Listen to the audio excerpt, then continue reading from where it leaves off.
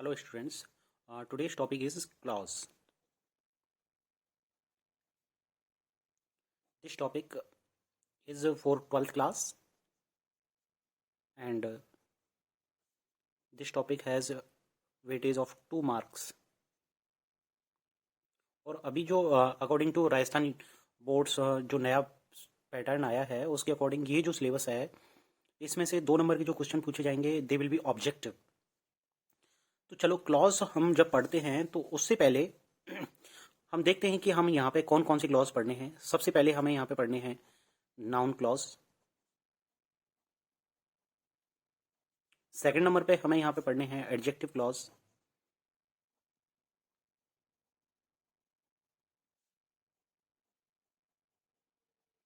और third number पे हमारे यहाँ पे होंगे adverbial clause.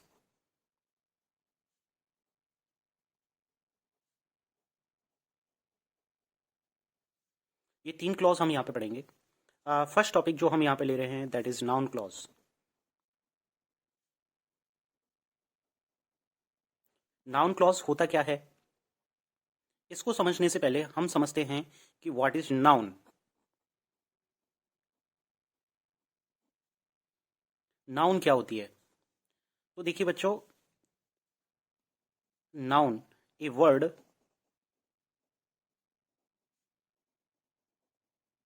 which tells us about a place, a person and a thing. कोई भी ऐसा शब्द जो हमें एक व्यक्ति, वस्तु या स्थान के बारे में बताए उसे हम नाउन कहते हैं, संज्ञा कहते हैं. ये हैं संज्ञा. अब देखिए यहाँ पे हमने ना संज्ञा जो पढ़ रखी हैं वो कौन कौन सी पढ़ रखी हैं. उनकी जो टाइप्स हैं, टाइप ऑफ नाउन्स, हम सभी जानते हैं. हमने यहाँ पे जो पढ़ रखी हैं that is common noun. Common noun मतलब जातिवाचक संज्ञा.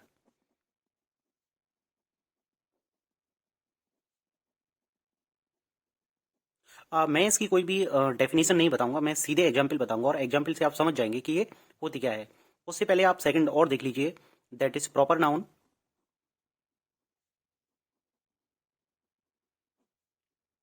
ये है व्यक्तिवाचक संज्ञा.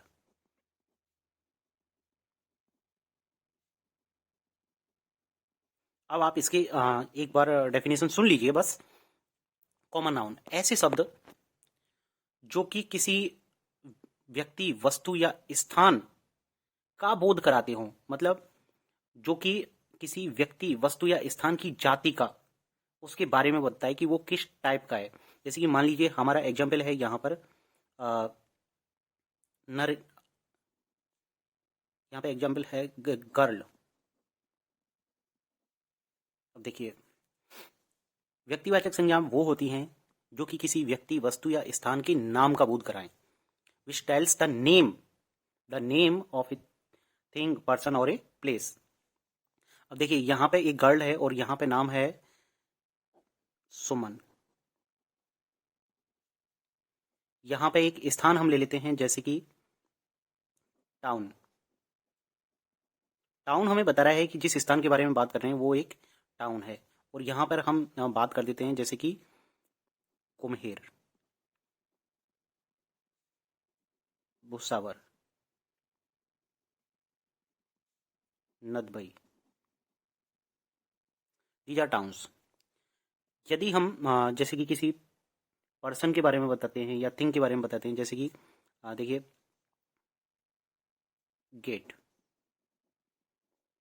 और गेट का भी यदि नाम आ जाए इंडिया गेट, तो ये बताती हैं टाइप और ये बताती हैं प्रॉपर नेम. प्रॉपर नाउन बताएंगी उस वस्तु का, व्यक्ति का या स्थान का नाम. और ये जो कॉमन नाउन है ये बताती हैं हमारे लिए कि वो किस टाइप की है, किस प्रकार की है, उसकी जाति क्या है. जैसे कि हमने यहाँ पर लिख दिया एनिमल. अब एनिमल लिखा हुआ है, इससे हमें पता चल रहा है कि वो एनिमल है, लेकिन यदि एनिमल का नाम हो लॉयन, जैसे कि यहाँ पे लिख दिया हमने डॉग, लेकिन डॉग का यदि स्पेशल नाम दे रखा है आपने, जैसे कि टफी, डॉग कॉमन नाउन हो गई, लेकिन टफी, टफी उसका प्रॉपर नाउन है, नाम है उसका, तो ये हो गई प्रॉपर नाउन। अब इनके अलावा जो थर्ड आती है वो है एब्स्ट्रैक्ट नाउन।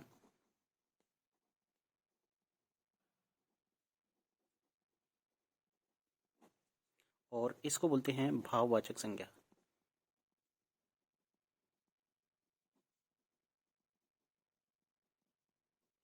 बच्चों इसको समझना बहुत ज़रूरी है। देखिए, अभी तक हमने नाउन के बारे में जो भी पढ़ा था, ऊपर भी देख लीजिए आप। Noun is a word which tells about the person, place और थिंग। ठीक है। अब यहाँ पर एब्स्ट्रैक्ट नाउन में हमारे पास में कोई भी ऐसी चीज़ नहीं है जो हमें पर्सन, प्लेस और थिंग के बारे में बताती है। यहाँ पर दो चीज़ें हैं, या तो हम उनको सी और वॉच, और या फिर टच। देखिए, एब्स्ट्रैक्ट नाउन जितनी भी हैं, ना तो हम उनको देख सकते हैं और ना ही हम उनको टच कर सकते हैं। सिर्फ हम क्या कर सकते हैं, वी कैन फील देम। तो ऐसी कौन कौन सी संज्ञाएं हैं, कौन सी नाउन्स हैं जिनको हम केवल फील कर सकते हैं, उनको देख नहीं सकते। इनके ये हैं, जैसे चाइल्डहुड, बचपन, जैसे कि hate, love, attraction.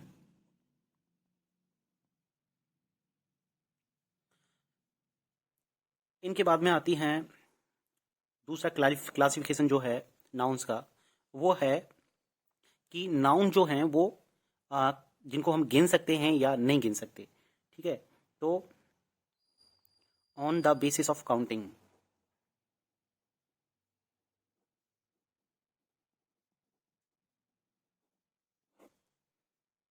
Number one, countable. Countable nouns कौन कौन सी हैं जिनको हम गिन सकते हैं, जैसे कि boy, girl, dog, school.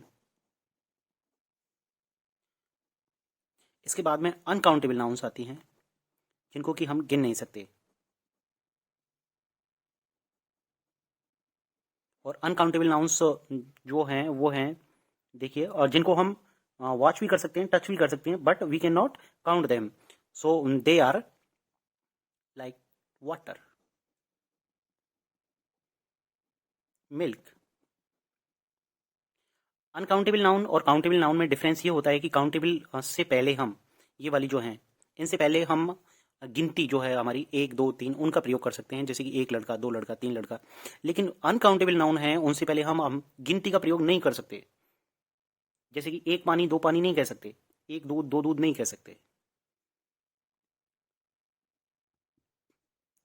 T, oil, these are examples of uncountable nouns. अब बच्चों हम देखते हैं कि नाउन जो है उनका कार्य क्या है। तो हम देखते हैं यहाँ पर नाउन केस। नाउन केस जो है वो 3 प्रकार से कार्य करते हैं। फर्स्ट, एज ए सब्जेक्ट, एक सब्जेक्ट के रूप में ये कार्य करते हैं। अब ये जो एग्जाम्पल्स हैं इनको देखिए। He is working now. यहाँ पर ही क्या है, ये एक्चुअली ये प्रोनाउन है। नेक्स्ट देखते हैं, Radha is dancing. What is Radha? Radha is a proper noun. और कैसे कार्य कर रही है? ये कार्य कर रही है as a subject, subject of the sentence. ये जो पूरा सेंटेंस है इसके सब्जेक्ट के रूप में कार्य कर रही है ये वर्ड। दूसरा देखिए, स्टूडेंट्स आर प्लेइंग फुटबॉल। ये सब्जेक्ट है students, this is common noun और ये किस तरह से बिहेव कर रहा है यहां पर एज ए सब्जेक्ट। एक एब्स्ट्रैक्ट नाउन का एग्जाम्पल ले लेते हैं, देखिए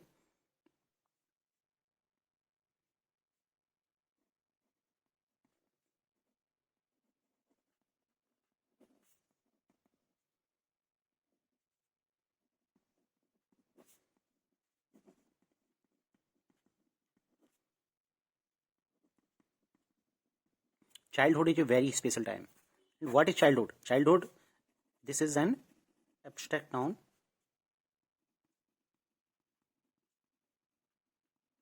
and it is behaving here like subject. ये subject की तरह यहाँ पे काम कर रही है।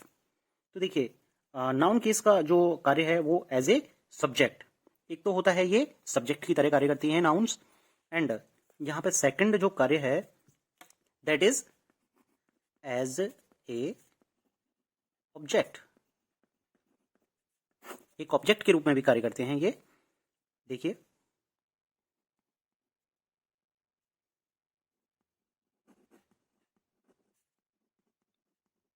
आई कॉल्ड मुकेश, मैंने मुकेश को पुकारा, बुलाया। What is Mukesh here? Mukesh is a proper noun. और यहां पर देखिए, यहां पे ये सब्जेक्ट राधा जो था ये कार्य कर रहा है यहाँ पे प्रॉपर नाउन सब्जेक्ट की तरह, और यहाँ पे ये जो वर्ड मुकेश है ये कार्य कर रहा है यहाँ पे ऑब्जेक्ट की तरह।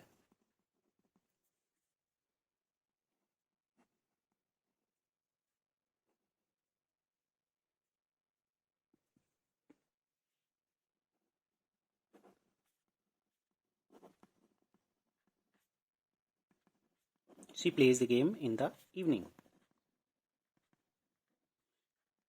ये जो शब्द है एक game, that is a common noun, ये शब्द यहाँ पर कॉमन नाउन है and is working like A an object, ये ऑब्जेक्ट की तरह कार्य कर रहा है। तो देखिए बच्चों, हमने यहाँ पे दो चीजें सीखी हैं। फर्स्ट वन, ये जो नाउन है वो बिहेव करेंगी एज ए सब्जेक्ट एंड और वो बिहेव करेंगी एज ए ऑब्जेक्ट। थर्ड जो हमारा यहाँ पे वो है noun as a complement.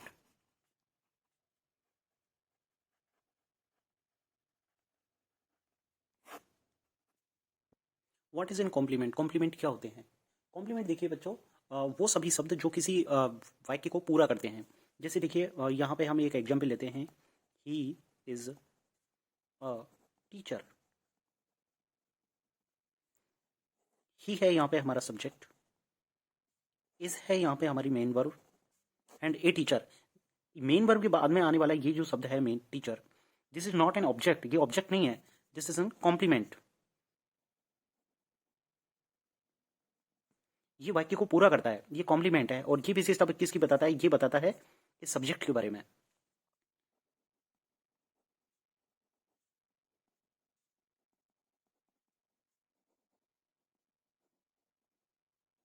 Rahul is intelligent, Rahul intelligent है।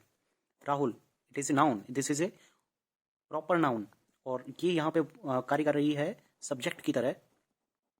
इज, ये है यहाँ पे हमारी main verb and intelligent, this is complement. ठीक है, अब यहाँ पे एक क्वेश्चन ये आता है कि हम कैसे पहचानेंगे कि कौन सा शब्द एक सब्जेक्ट है। सब्जेक्ट तो जनरली हम पहचान लेते हैं कि वो मेन वर्ब से पहले होता है, लेकिन ऑब्जेक्ट कौन सा है और कॉम्प्लीमेंट कौन सा है, इसको कैसे पहचानेंगे? तो देखिए बच्चों, इसके लिए हम यहाँ पे हमारे पास दो शब्द हैं, what and whom। What and whom का आंसर यदि ऑब्जेक्ट से आता है तो वो शब्द ऑब्जेक्ट होगा, अन्यथा वो ऑब्जेक्ट नहीं होगा। देखिए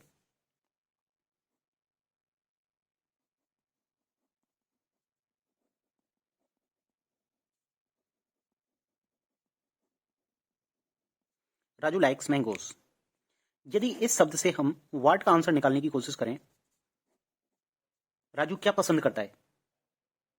मैंगोस, आगे आंसर।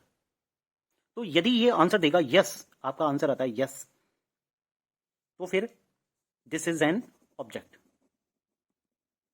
यदि यस है उत्तर तो ऑब्जेक्ट है। दूसरा देखिए,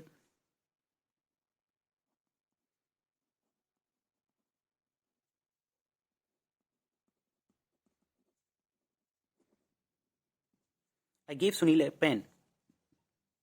यहां पे I, this is pronoun and this is working like an subject. Give, this is main verb. Sunil, this is a proper noun.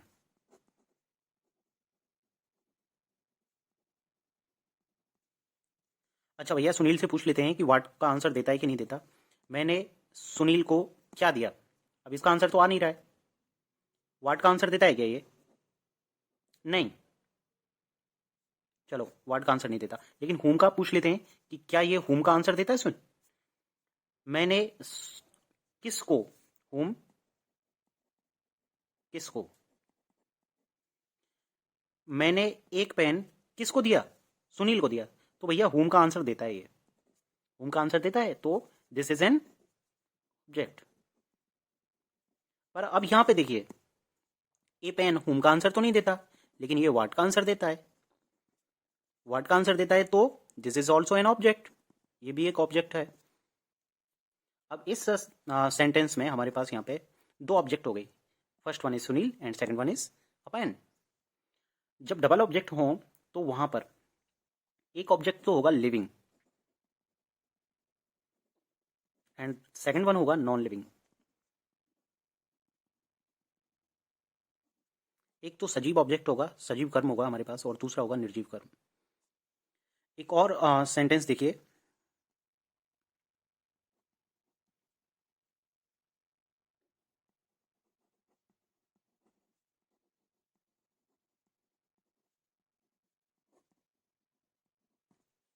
He called Rohan ए फूल। ही, ये तो प्रोनाउन है and this is our subject called, this is our main verb Rohan. अब भैया इसे पूछते हैं कि ये वाट और होम का उत्तर देता है क्या? ये वाट का उत्तर देता है? नहीं देता।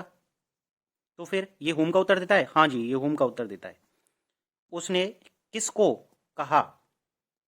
होम का उत्तर देता है, होम का उत्तर देता है, तो दिस इज एन ऑब्जेक्ट। अ फूल, ये क्या है? उसने रोहन को कहा, क्या कहा? अब देखिए, इससे एक और दूसरा तरीका मैं आपको यहाँ पे चेक करने के लिए बताता हूँ। देखिए, आप यहाँ पे ऑब्जेक्ट जो शब्द है, जो कि मेन वर्ब के बाद में आ रहे हैं, जिनको हम ऑब्जेक्ट मान सकते हैं, उनसे आप क्वेश्चन पूछिए, क्या रोहन ही है? नो। क्या रोहन ही है? नो। क्या अ फूल ही है? नो। क्या अ फूल रोहन है? यस। और यस आपका आंसर आ जाता है। तो फिर अ फूल जो शब्द है ये, this is not an object, ये क्या है? This is a compliment. Object तब होगा जब ये वाट और हुम का आंसर प्रॉपर तरीके से दे दे, एंड वाट और हुम का आंसर ये देता है तो दिस इज एन ऑब्जेक्ट। वाट और हुम का आंसर ये प्रॉपर तरीके से नहीं देता, पर ये क्या बता रहा है? ये बता रहा है कि ये अ फूल जो है वो रोहन है। एक दूसरा तरीका, दूसरा सेंटेंस देखिए, आई कॉल्ड शंकर अ फूल। यहां पे आप क्लियरली समझ सकते हैं, इनसे आप ये तो है आपकी सब्जेक्ट, ये है आपकी मेन वर्ब, और मेन वर्ब के बाद में आने वाले जो शब्द होंगे, इनसे आप क्वेश्चन पूछिए, क्या शंकर मैं हूं? नो। क्या ये ए फूल मैं हूं? नो। क्या ये ए फूल जो है वो शंकर है? यस। अफूल जो है वो शंकर है। तो ये अफूल जो शब्द है, ये शंकर के लिए प्रयोग किया है। ये शंकर की विशेषता बता रहा है, ये शंकर को कंप्लीट कर रहा है, पूरा कर रहा है, complement. So this is a complement. एक और एग्जाम्पल समझिए,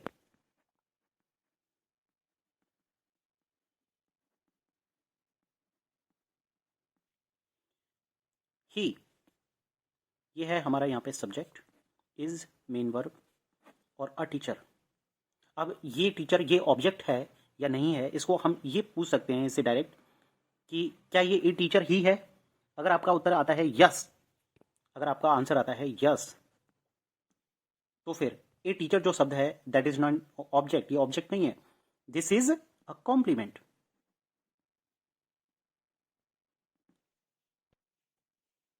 बच्चों ये जो कॉम्प्लीमेंट्स हैं ये क्या करते हैं, ये सब्जेक्ट जैसे कि यहां पर और या फिर ऑब्जेक्ट, इसकी मीनिंग को कंप्लीट करते हैं, कंप्लीट, इसीलिए इनको बोलते हैं complement.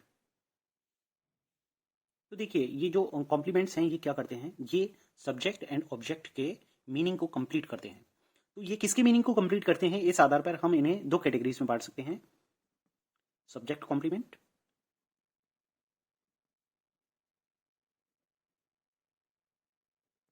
And second one is object complement.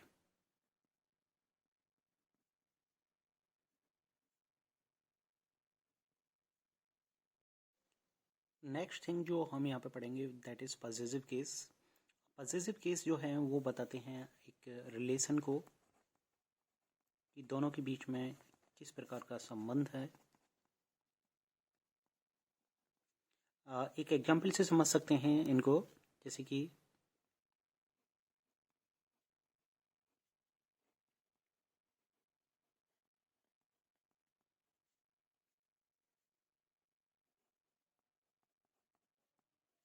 My father's bike is sold,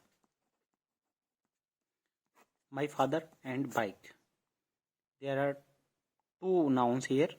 और ये जो एपोस्ट्रॉफी है, जो कॉमा है और थोड़ा ऊपर लगाया जाता है इस जगह पे, दिस वन, ये कहलाता है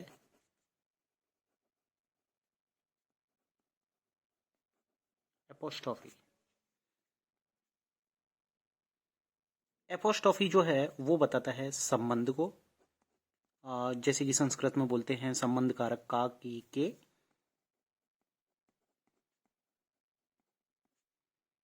उनको यहाँ पे डिनोट किया जाता है एपोस्ट्रॉफी के द्वारा। अब लिविंग थिंग्स के लिए तो हम डायरेक्ट लगा देते हैं एपोस्ट्रॉफी, जैसे कि राहुल्स फादर हैज अराइव्ड। तो ये जो एपोस्ट्रॉफी एंड एस है ये बताता है संबंध, राहुल के पिता, इस तरीके से यहां पर ये बताता है संबंध को। एपोस्ट्रॉफी एंड एस जो है वो बताता है संबंध को। अब लिविंग थिंग्स के लिए तो हम एपोस्ट्रॉफी का प्रयोग कर लेते हैं, पर इसको देखिए,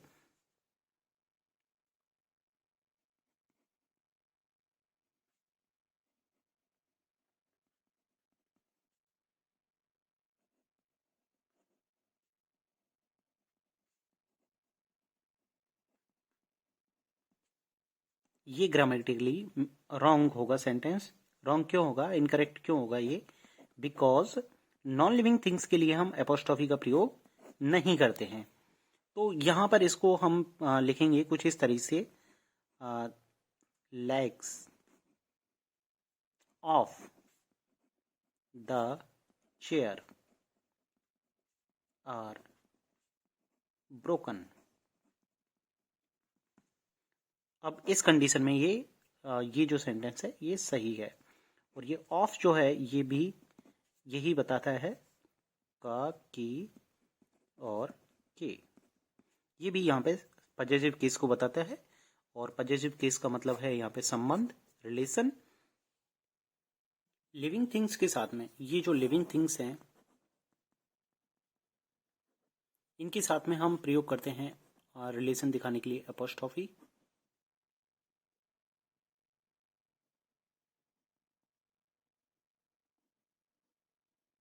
एंड नॉन लिविंग थिंग्स जो भी हैं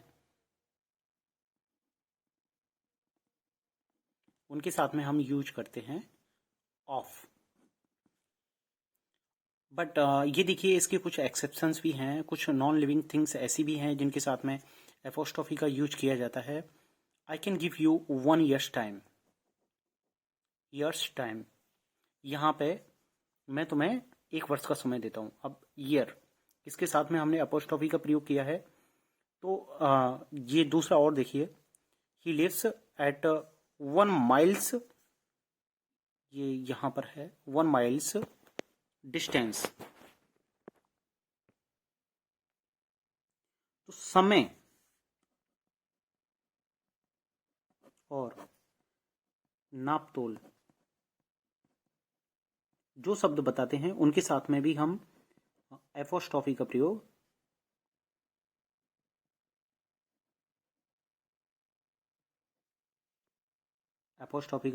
कर सकते हैं। तो ये इसके एक्सेप्शंस हैं। अगली क्लास में हम पढ़ेंगे व्हाट इज नाउन क्लॉज,